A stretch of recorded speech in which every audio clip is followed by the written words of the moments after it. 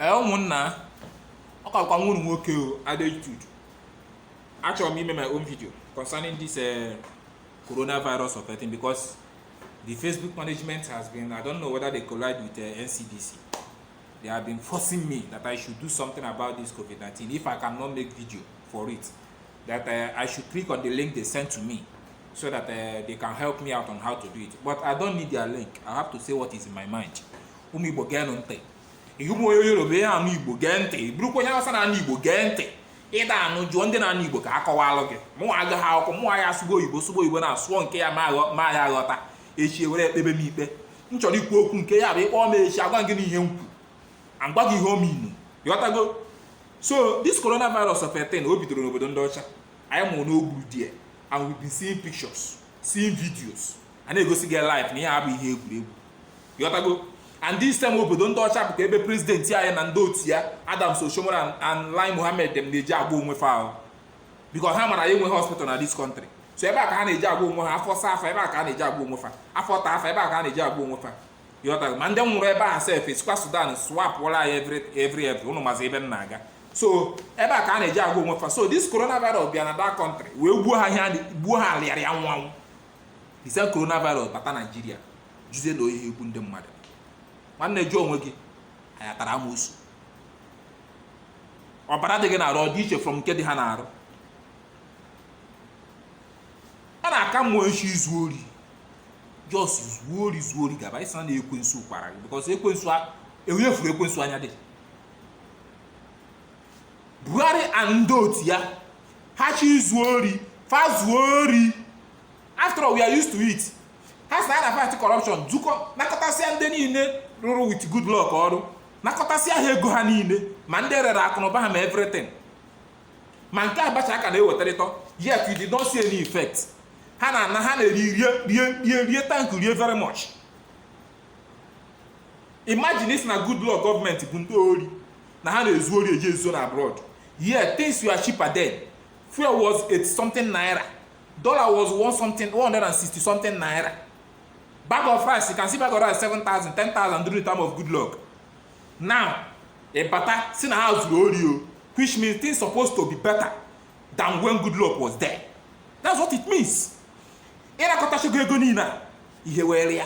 Fuel bụ 145. All corona tiere brain we wepụ 20 naira. Bag of rice na iji 20,000 wepụ anya gị n'ihe gbasara rice. Everything real. Ego niile nakọtara ebe ka ọ dị. Iwe kwa coronavirus bịa mee private sector bụ ndị niile na-enyere individuals aka ha dị stranded.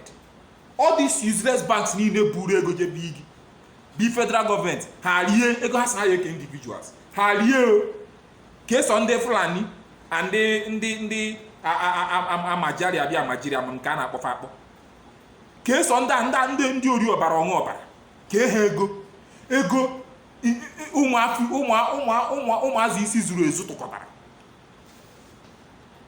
Ma video ka m na-eme ịsịkwa m kwuo ha sị na ebe onye korona biri aka na gị bụ onye ahụ zuru oke bi aka ebe ahụ iburu ya jee na bank people are queuing every day sharing pen jee na ATM stand onye pịcha nwanne ya pịa jee n'ime afịa a na-ebe ego ihe enye ego were change jee everywhere na aya akpara amoosu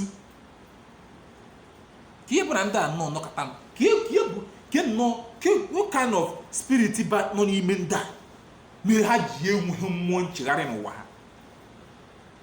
Ị na-aghọrị anyị si anyị na-akpụsi ime ụlọ n'inye ha anyị ịrụ ọkụ ọda na-ebukọrọ ego niile na-eri sọlụ isede ebe ị nwere ike iji 100 naira jee on a normal day na is 200 250.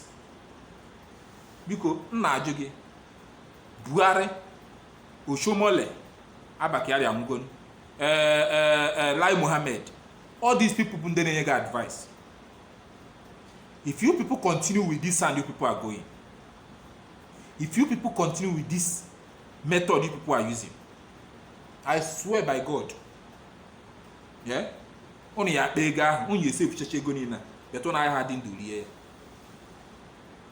And ka ụnụ na-anwụ ka ụmụ ụnụ na-anwụ eso ụnụ. Ana m ekwu everyday ana m ekwu na-ekwusi ike ka unu na-anwụ ka famili unu na-anwụ eme gịnị eso unu n'azụ nye onye nwụpụ nwanne ya esu ya onye nwụpụ nwanne ya esu ya ka ihe mmadụ isi kotere unu rigotere unu bụ ọnụ the same Tinubu and all these useless people bụ ndị kwụrụ na stadium data na-protest na Goodluck wepụrụ subsidy na fuel from 80 something naira woge to 90 something naira akwụrụ na-ezuzugharị Buhari adịgoro n'ebe a woge to 145 nobody nwe emepere ọnụ ịma ana m ekwu na-asị ọsọ gbara iru ya agba azụ ọ ka mma ihe njikere Chukwu n'isi ụmụ Igbo a sị na ihe onye akwado ha ada eme ya onye ada agwọ ọgwụ ada egbu ya onye ada akpa nsị ada egbu ya. No matter how bad Buhari government, no matter the length you want to take it, if you like, carry the whole of this money we have in this country, be sharing it to your useless Fulani people and your northerners. If you like, drive the whole country. We Igbos will survive because we did not vote for you. So whatever atrocity that is going to come with your government will not befall on us because we are innocent.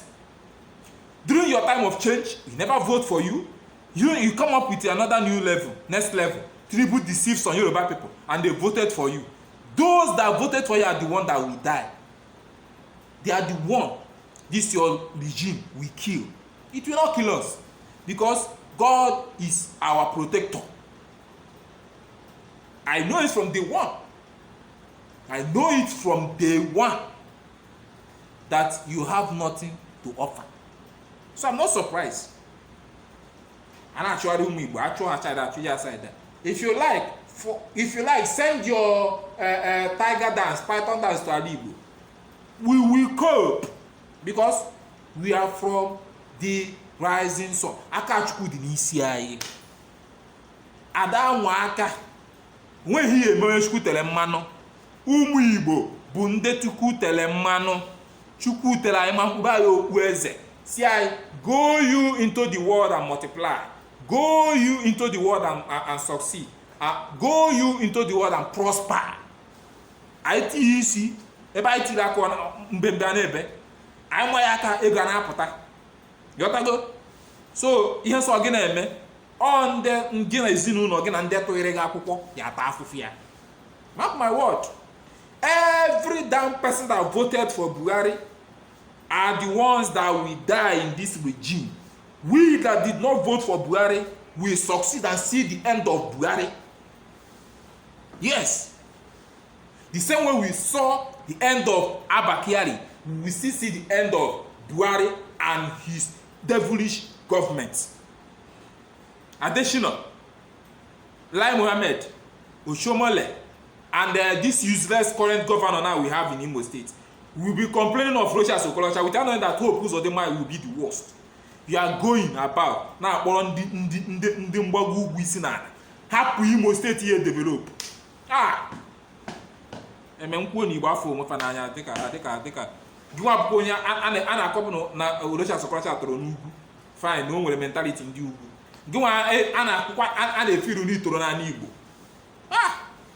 nyọọ Hope ọkụ ya agbacha ụnụ ncha niile ụzọ aka ọra n'ọnụ ọ ma video corona ka m melụ Facebook dị ha mma blọk ọ dị ụnụ ma hapịa ịghọtago ụnụ na force me video corona eme na m. There is no corona in Nigeria. Ọ bụ ekwu ego nwa na-eme. There is no corona in Nigeria. Forget it.